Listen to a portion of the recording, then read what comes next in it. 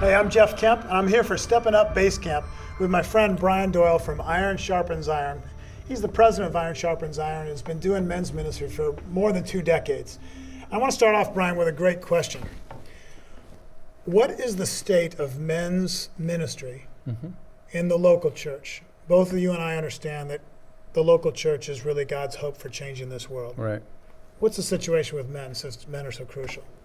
Well, I mean, over time, it didn't happen all at once, but really, since the Industrial Revolution, there's been a shifting where men in the church have, and this isn't theological, this is just pragmatic, where men in local church have begun to kind of go their own way, and men have gone off and they've developed their own lifestyle away from church and community and home.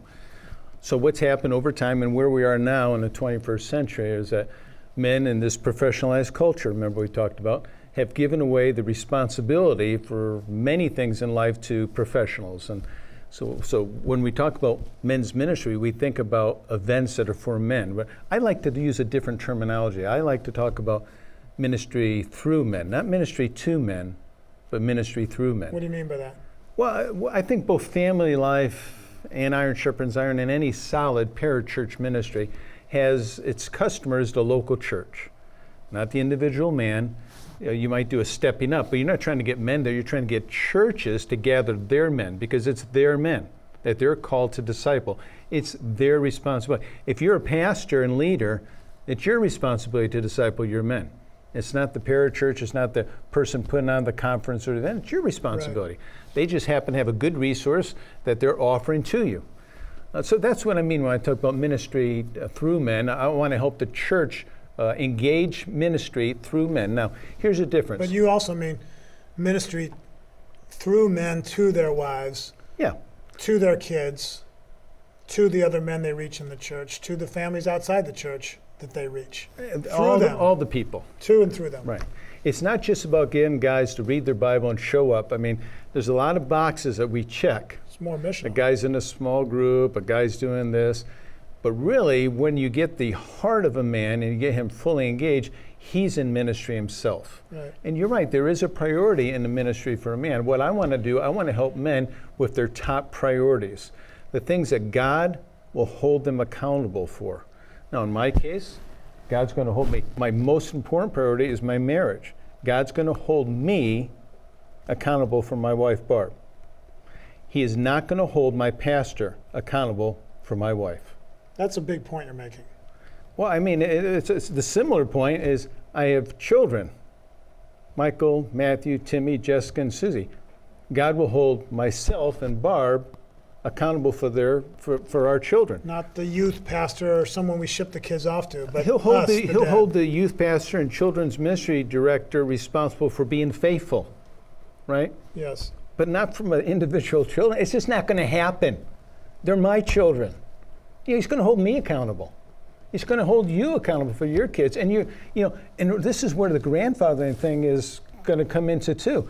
I mean, we think we launch the kids and now what? Well, now you're going to have grandkids.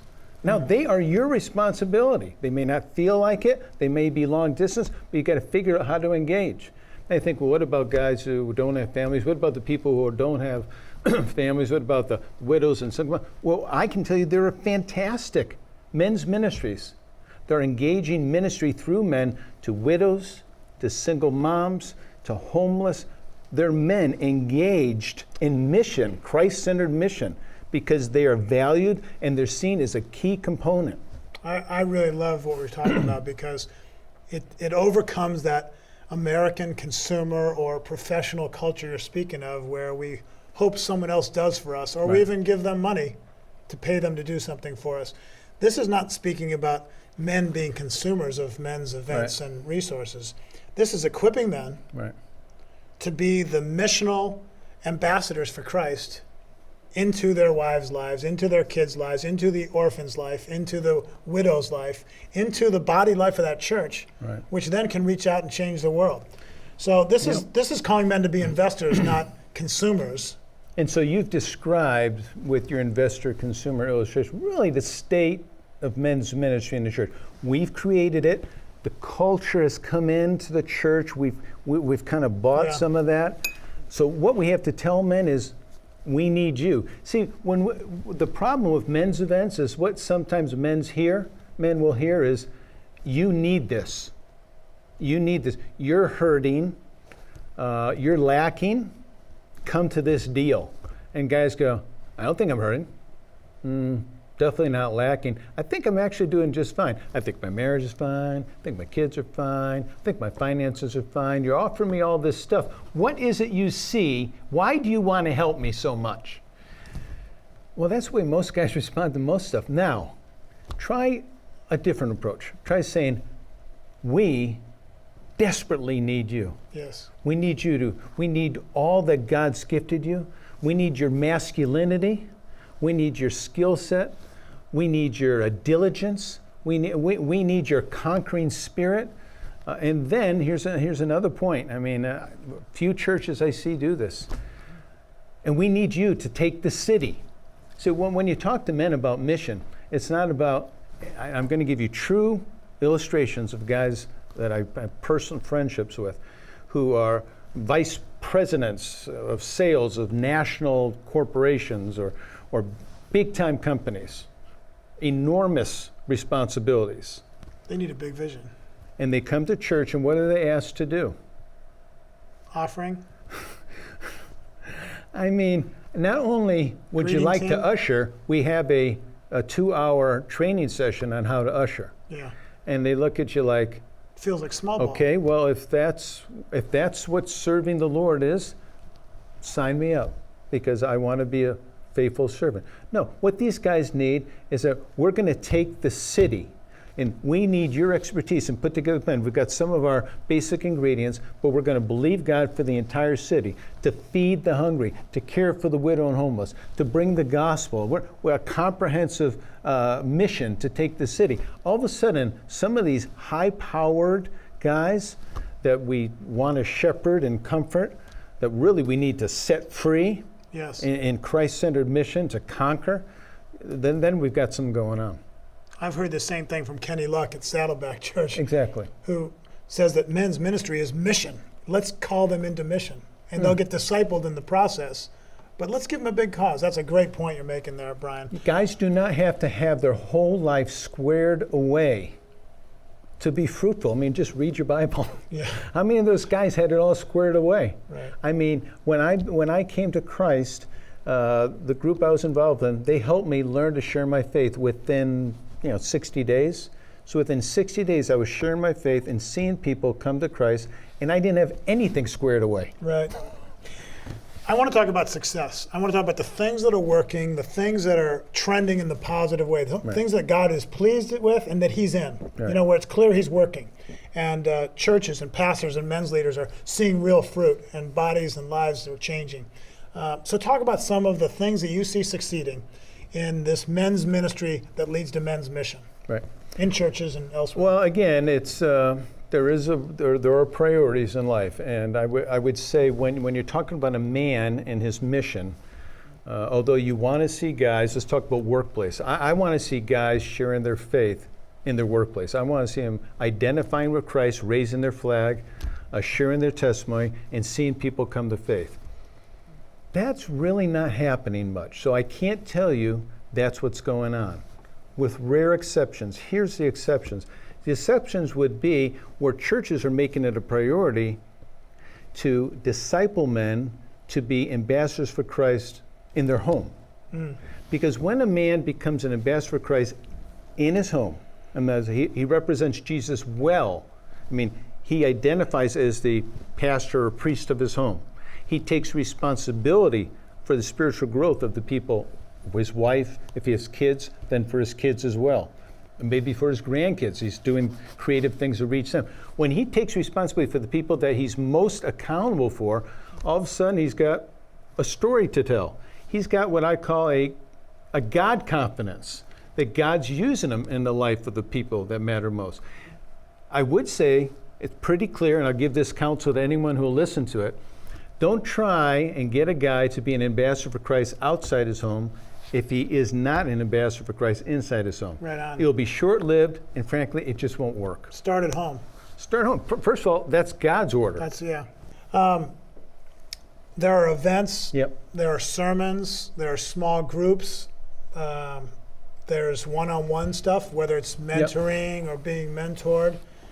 You said we can't have big events all the time, and they shouldn't be run-of-the-mill. They should be special. Just talk about some of the components that make for really effective men's ministry, maybe even a sequencing. Yeah.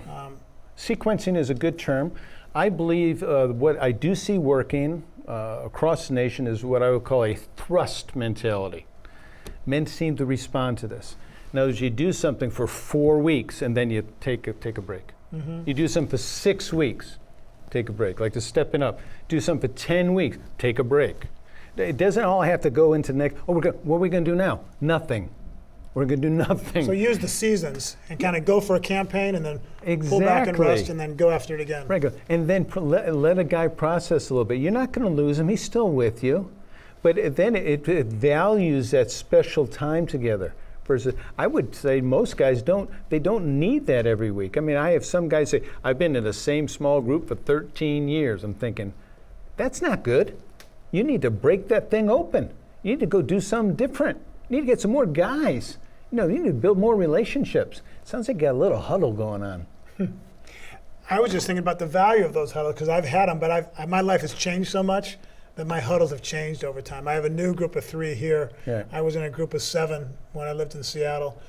And those things kind of keep on going as a baseline for me. Right. And what I've loved about your emphasis in men's ministry is big events are catalysts for the church to do the ongoing discipleship of getting men in smaller groups and encouraging those one-on-one relationships. So there is kind of a sequencing. And there is sequencing, and there's different types of relationships. Yeah.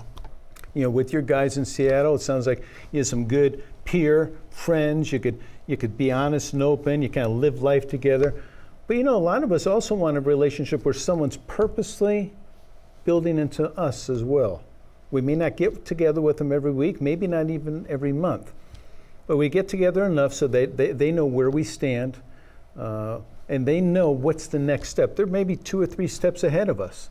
We also want to make sure that we've got some guys that we're purposely investing in as well. You should have multiple types of relationships going on. Too many guys in a church have just got these peer relationships, and they're not strategically investing in multiplying their life. Talk to a pastor or a men's leader at a church about this idea of casting vision for maybe the guys that are getting older, and people tend to write them off in society because they're not young anymore, but actually calling them up and saying, man, you got the life wisdom to influence these younger guys. Right. So how do we get them all in the game? How do we honor them? Yeah. Give a pastor some encouragement, some coaching, some examples about how to get all the men at multiple levels playing their role. I've struggled with how to get the older guys involved, because obviously they're a huge asset, but it's almost like a chicken and the egg. Who goes first, older guy, younger guy? Because the younger guy doesn't want to intrude on the older guy, and the older guy doesn't want to say, hey, let me help you. Are you talking in terms of asking for a mentor? Yeah, because definitely we need to get the older guy and the younger guy. I mean, that's certainly a biblical mandate. Yeah, and can't a pastor cast vision for this, though, and make some of it? I think he can, but I don't think that's too big of a deal. What I think is the older guy needs to do this. Okay. He needs to do it appropriately. He needs to come alongside, not say, would you like some help, but just say, hey, I've noticed you or your family, I've noticed you, what you're doing. I'd love to get to know you better. Can I treat you to a cup of coffee sometime? Yeah. The guy will probably say no. So then do it again. After you do it again, then he'll probably say, and then just be a friend, be a relationship. This idea of life on life, you can't replace it. This isn't content, this is life on life. Guys go, well, I haven't done that very well in my Christian life. Fine. Go ahead and tell these young men most of the things you've done wrong. Because they're liable to the same thing. And if you don't tell them what you've done wrong, good chance they're going to do the same thing. It's your opportunity, but it will take courage and boldness to open up your life so these guys can really have a model of where they're going and navigate through these important seasons of their life. So, and to summarize really all of this, what's working in the local church, it's life on life. Yeah. Catalytic events might lead to Bible studies in small groups. Small groups really lead to life on life. Life on life is where it happens. We don't need more content. We need more relationships. And at the end of the day, that's discipleship. Yeah. It's really doing what Jesus called us to do. So thanks for this time, Brian. I love You the bet.